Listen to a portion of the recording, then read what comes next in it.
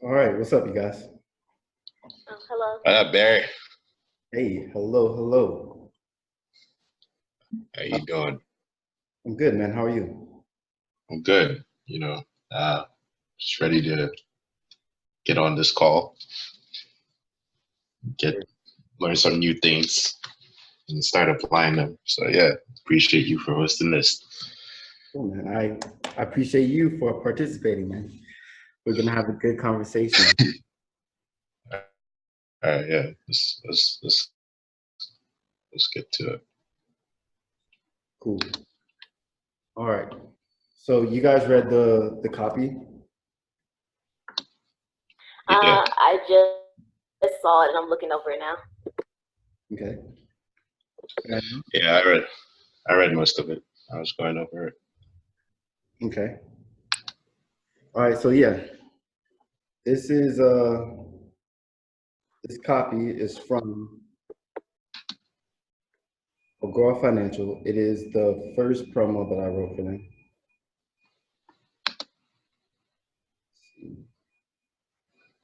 And overall, it was not a very impressive promo, like in terms of performance. Doesn't it?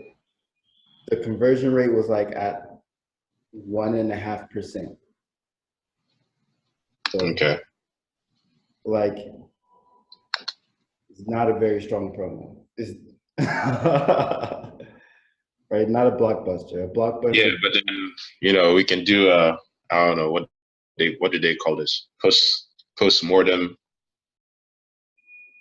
analysis, figure out what went wrong, what could have improved. I could see that you already did that. So yeah. Exactly. So that's the point of these conversations is to look at the copy and then figure out where it went wrong and how we could improve it. Hmm. So I apologize if there's noise. There's like Medellin is a pretty noisy city, and apparently there's going to be protests today at the university, just because that's what Colombians are doing this month. We're just protesting shit. So I Um, noise that you guys might hear. But yeah, so the biggest tech innovation in history won't come from any of the Silicon Valley titans or any of the tech startups worth billions of dollars. It will come from this obscure office almost 6,000 miles away. Um, so this is a very headline leans towards curiosity. When I wrote okay. the promo, of course, I used Evaldo's 16-word sales letter when I Nice. write the sales letter. Hmm. And so I have that one belief here at the top. Getting in position before document XYZ is published is the key to making a lot of money fast, and it's only attainable through this tiny company, right? And so that's a good form. Like, I know they favor single stock stories at Agora Financial. So Hmm. you are just in a pinch and you need to come up with an idea and you want to sell it to like maybe Agora Financial, you can use this template to come up with a really quick promo around a single stock. Because especially if you use the single or the 16-word sales letter, because for a single stock story, the new mechanism is always going to be the tiny company. For Yeah. the key desire is always going to be to make money fast, or at least for Agora Financial, because like that's their target demo. They have the penny. They do a lot of options trading and a lot of penny stock stuff. So like they're going for that get money fast demographic. And then all you need is to come up with the opportunity, a new opportunity, which of course would be like whatever stock you come up with. So if you're reading this promo, it follows the 16-word sales letter like almost exactly. So we open up with how is this unique, right?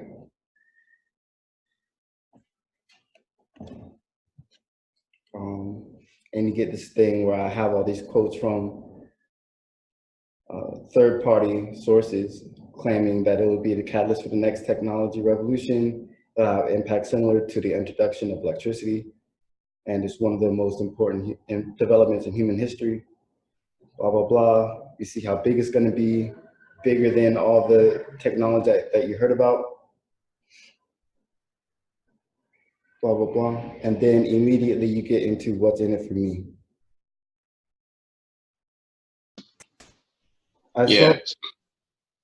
Question 2 states like, what's in it for me? Yeah. So, but going back to this promo, you notice that I don't talk about 5G at all. Like I don't mention, if you read the entire promo, I don't mention the term 5G. I don't mention that it's even in the telecom industry, right? I just completely talk around the fact, I ghost it out around the fact that it's a telecommunications play as much as possible, right? And that was a suggestion that came from Evaldo because he felt like our audience is like they're not sensitive to the idea of 5G anymore. Like they've been inundated with 5G promos. So like it's not exciting for them to see another 5G promo. So I ghosted out 5G in order to give the people something more exciting to read, right? Something that they didn't know. And I think that decision probably hurt this promo in the long run. What do you think, Quakey? Yeah, I want to add to that because I know that there is this technique of like when I was going over the Stansberry and Association handbook, Porter Stansberry talks about this technique of like, you don't give away what you're talking about because you want to keep the reader on the page. You want to keep them guessing, right? But here's the problem in terms of coming back to Gene Schwartz, like market awareness, right? If people have been inundated with 5G for so long, right? And then you use this tech, and that's something that they're not interested or open to. And then you use this technique of like transubstantiation of like cloaking telecommunications. And when you get to the point where you're talking about 5G, at some point, some reader who is very, very resistant is reading is like, 5G? No, I don't want to read that shit. And then you lose them at that point. So I think maybe that could be why it didn't convert as well. Yeah, it's a hard balance to kind of make between curiosity and familiarity, because you gotta walk the fine line. If it's so far out of the realm of what they understand, they'll still tune out. It's too much. It's over my head. I don't want to think that hard. We don't want them to think. But then if they think they know what you're talking about, they'll also bail because they feel like they're not going to get anything new out of it. So I mean, it's tough. It's the battle we fight every day, right? Mm. Yeah. So where do you think the balance went wrong in this promo, or do you think the balance went wrong? I didn't read it, so I apologize. I had to dig in there. I just did I just did a tech promo. I hope you guys will see it. I'm not going to spoil it because if it works really well, you'll see it. And if it doesn't, you won't. But that was one of the things that we did was downplay. Like 5G was one of the things that we wanted to talk about, but we had to make sure that you didn't know that going into it. Because we were terrified that they've seen so many 5G promos, they're not going to think there's anything new in there. And then, so there's 5 different technologies. This is so stupid. I don't know why we did it this way, but there's five technologies that we wanted to highlight, and one stock in each of them. And the last one that we talked about was 5G because we wanted to put it at minute 45 or whatever, so that people would just stuck around that long. What's the balance? I don't know. I think the ideal thing that you could do is tell them about something they know about, but tell them there's something they don't know about it, which is what you're trying to do here, right? Like 5G, you know it's huge. You see a commercial from Verizon and AT&T every time you turn on the TV or you play an ad on YouTube or you play a video on YouTube. They're telling you it's there. There's trillions of dollars going into it. But here's something that you didn't know, something that nobody's talking about. So, but you got to convince them that they actually don't know it. So it's still kind of tough, but I think that's the ideal thing. My opinion. Yeah, that's a good idea. I think. Yeah, Kweku's point is a good one. There has to be a level of awareness and credibility. If it's something that they know is here, like that, you don't have to prove that it's here. You just have to prove that there's something that they're missing. If it's something that they doubt if it's even, what will make me believe that this thing is here now, and I don't have to wait 10 years to make money from it.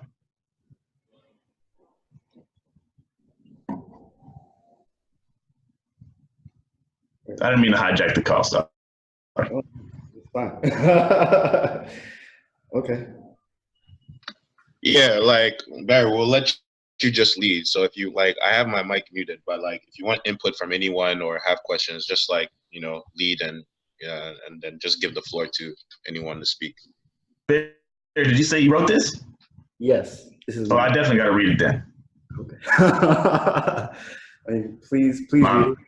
My man. Okay. So yeah. So I think it took me maybe 2 or 3 weeks going back and forth to get this promo done with Evaldo. I think if I were gonna rewrite this again, make it stronger, I would include the fact that it's 5G. I would make that apparent, because I think the thing that makes this new is the fact that I have this secret organization with this secret document that's gonna be the catalyst for 5G essentially. I don't know. Can I ask a question? Yes. Do you have what do you call it, the data where you find out where people fall off the video? No, because this is just a static. Because they didn't want to make it into a video until the HTML version proved to work. Right, exactly. Sometimes you can still tell, if they have a hot jar or whatever, so they're watching the sessions and see how people are engaging with the page, and sometimes you'll see patterns. Well, just to add to that, do you think that could have affected engagement as well? If you just have a hypertext version, you don't have video, video turns to get more engagement. I think that's just my opinion. That could have been another factor as well with conversions from the promo? Yeah, so just the presentation of it, where people would stay engaged with the video longer. Yeah, I mean, there was because I know that with Agora promos there is a video, and then if you try and click away, they bring you the HTML version or the transcript. Right. So you kind of expect that, There's one other thing that I'll point out, and there's so many factors, obviously, and since, like I said, I haven't read this yet, I didn't get a chance to, but the traffic drivers that you're using may have they definitely have an impact on how the engagement on the page is. And that was the whole point of the training that I did on Agora's copy call in April or whenever that was. Sometimes you're screwing people up by sending them to a page expecting something different than what they'll get, or something, you'll do anything to get them there. And then when they get there, they say, what is this? This is not what I wanted. So, I'm not saying that you did that, but depending on how the handoff between the email or the ad is to the lead, the headline and the lead of this copy, if that's a little bit off, it can have a big impact on conversion. Okay, yeah. Thank you. I'll keep that in mind. Did you write your own traffic drivers? Say again? Did you write the emails and stuff to drive people to this page, or did somebody else do it? No, I wrote those. Okay.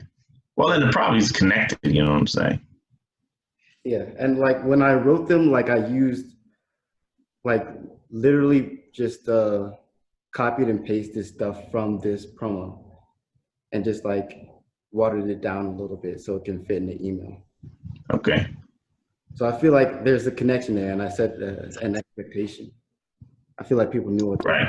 when they hit the offer, the order. Okay. Okay.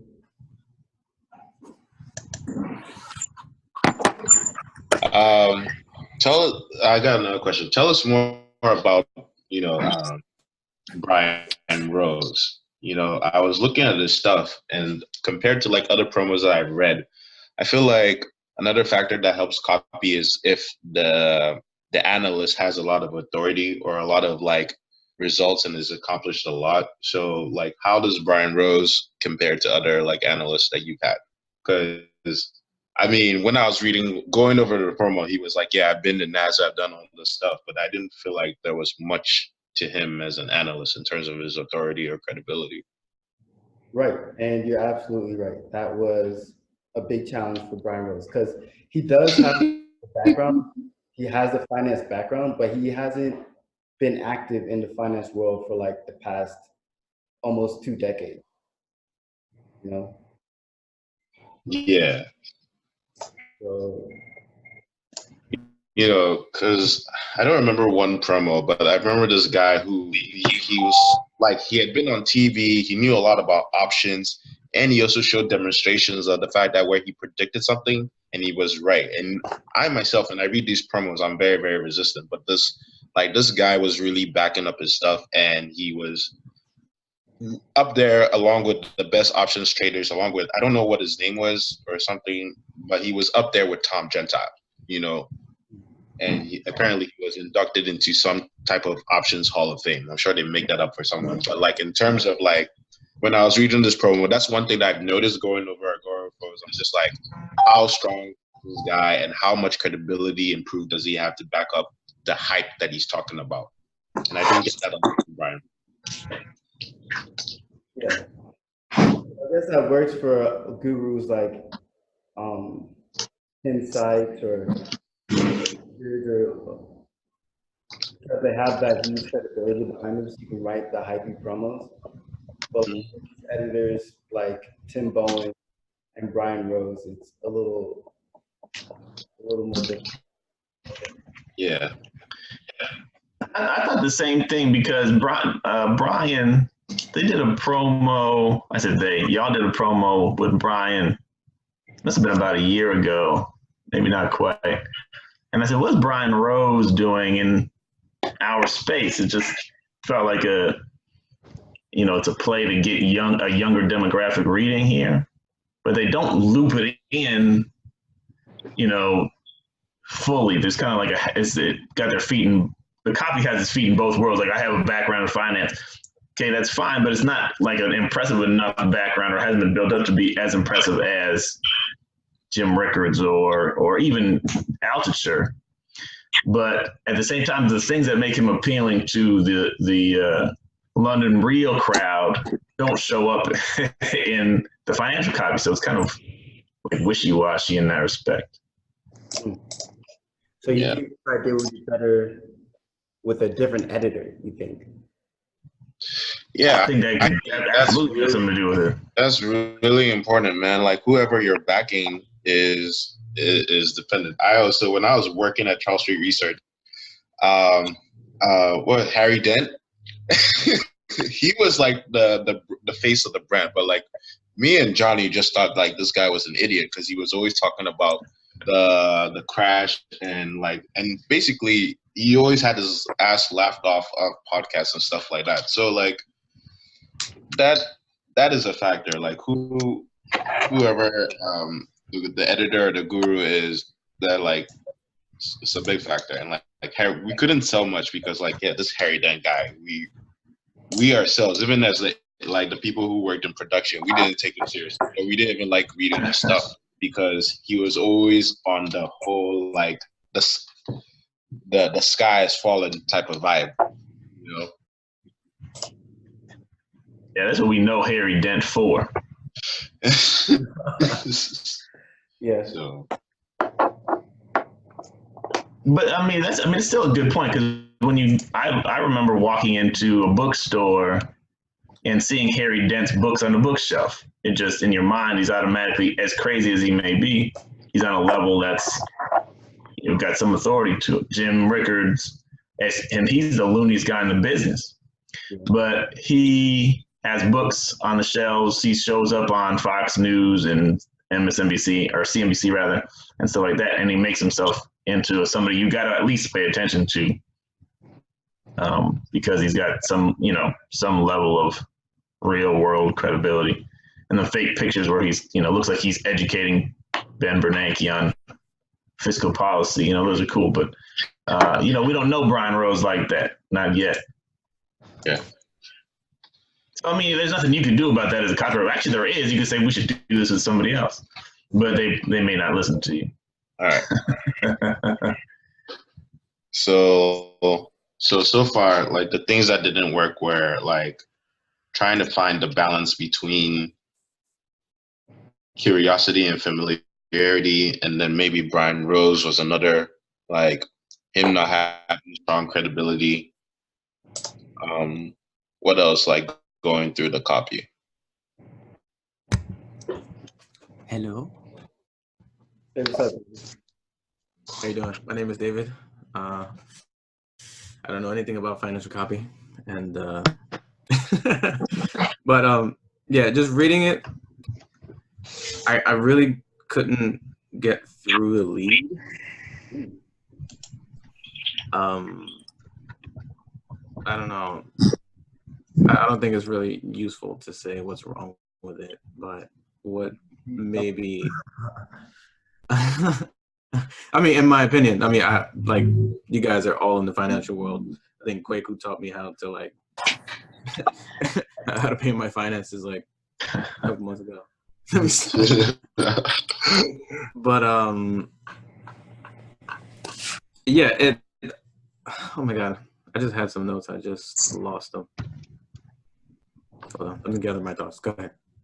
Yeah, but David, I'm really excited because I think that's probably one of the most valuable because you're the win. Like, so you're closest to the target demographic, a person who doesn't know anything about finances and like, or about this industry, and you just come across this page, and you said your reaction, you couldn't get past the lead, so like you couldn't get past like maybe the first 4 or 5 pages or something. Yeah, really, because I don't see anything.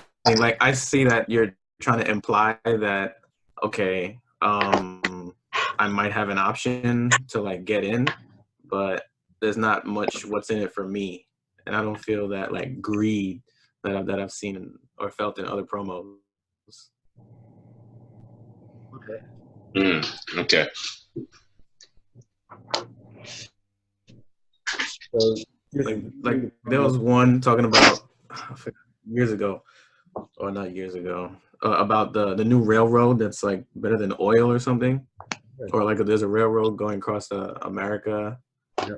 I have it somewhere, and that thing like wet my willies just reading it.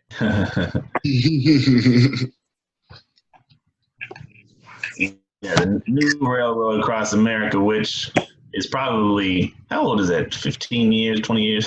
It's pretty old.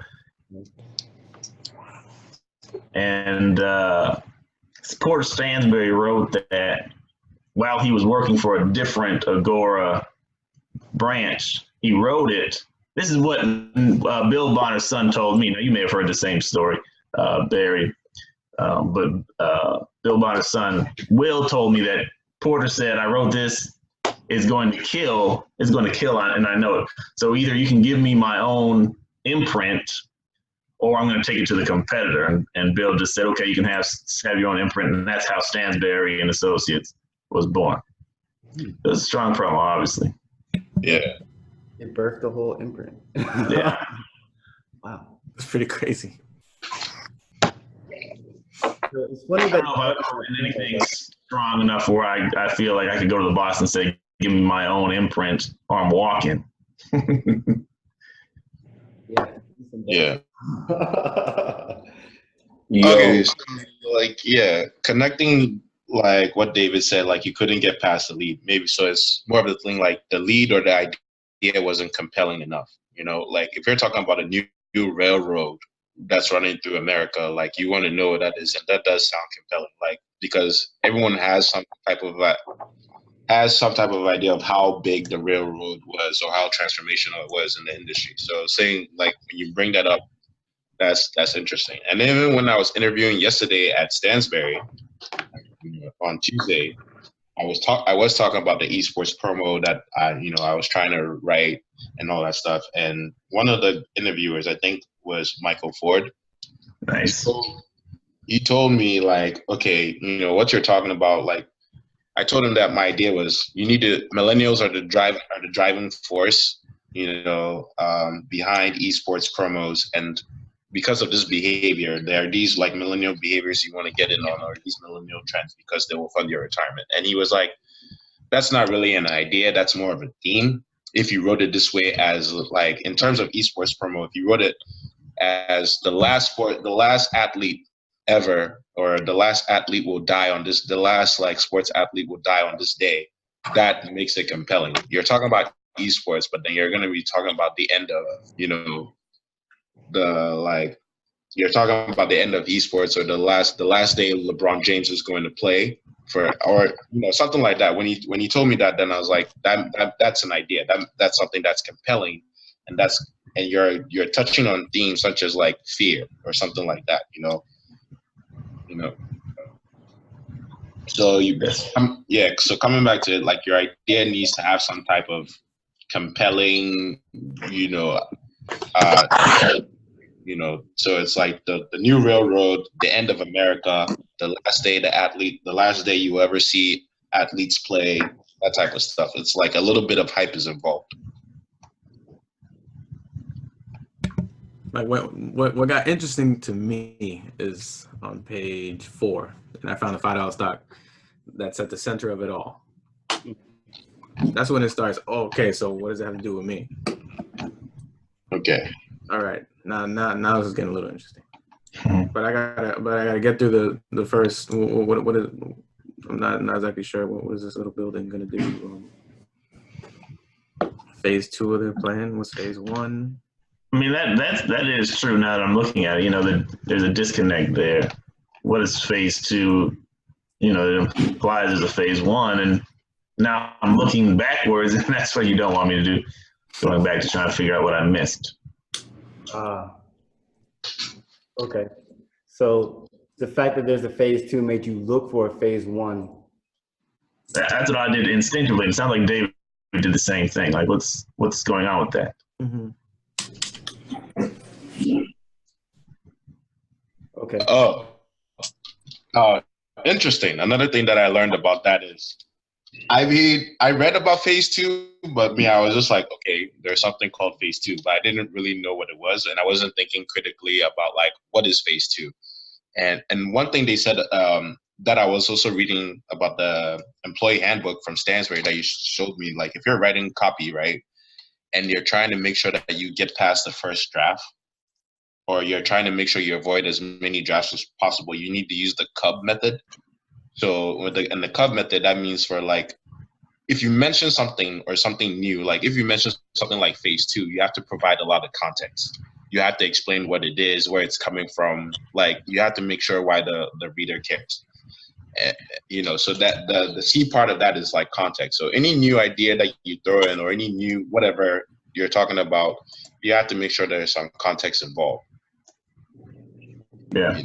So that's like the Cub. That's for the C part of the Cub method. Like what the U stands for is unbelievable. If you say something that's like unbelievable or has a lot of hype, like you have to provide proof for it. So you have to make sure that you provide proof for whatever is unbelievable or too good to be true, and then whatever is boring, you have to cut out.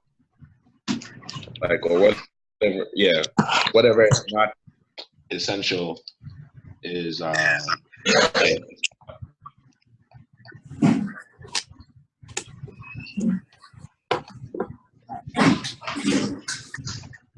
Yeah.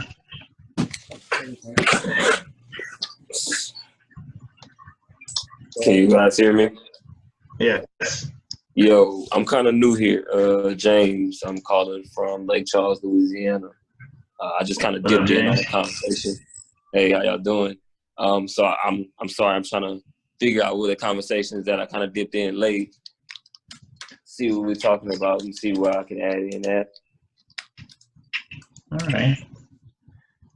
Good to have you here, brother. Yes, sir. something. Yeah. Well, we're at 30 minutes, you guys, and I don't want to take up too much of your time. So we're going to start wrapping things up. Did you guys have any like last minute, comments, concerns, questions?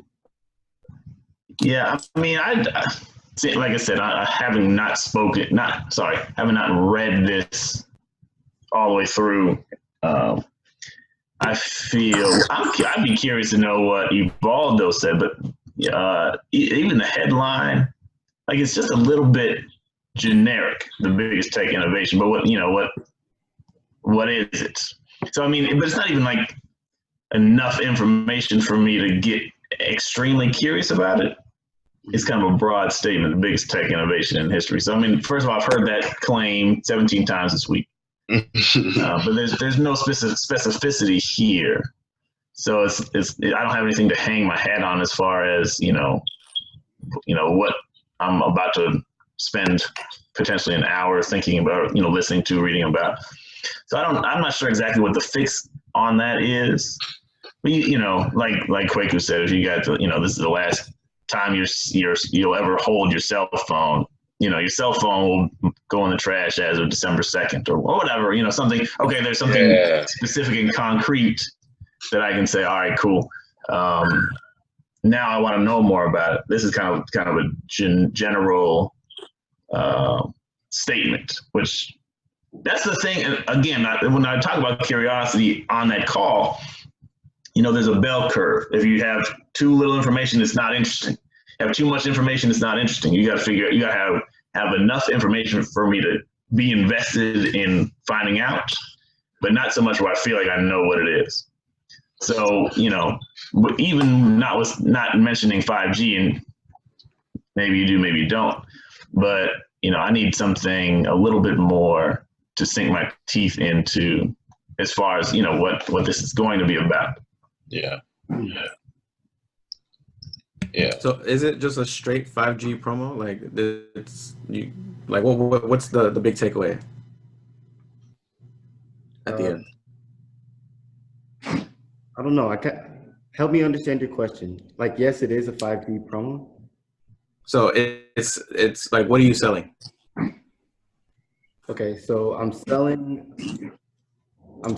a bonus for a newsletter, a front-end newsletter. So, and the bonus is just gonna like outline the single stock here. And the single stock is a 5G stock? Yep.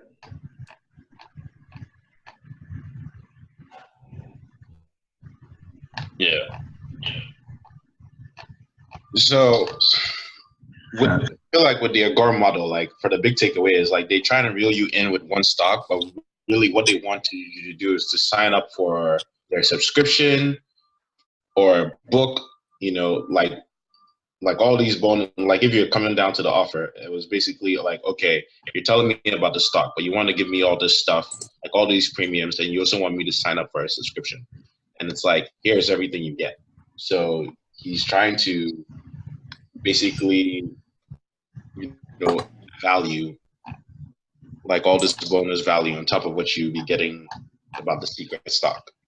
And that's basically the Agora thing. Like, here's this one report that you get, but you have to sign up for our stuff. Plus, you get all this free shit. Yeah. But what makes this stock like different? Is it because it's coming from one like a different office? Like what's? what makes this stock different. Hmm. I mean, Like how many different 5G companies are selling stock? Like, give me a quick rundown. yeah. So I mean, they just have a bunch of big investors behind them. They have a bunch of patents.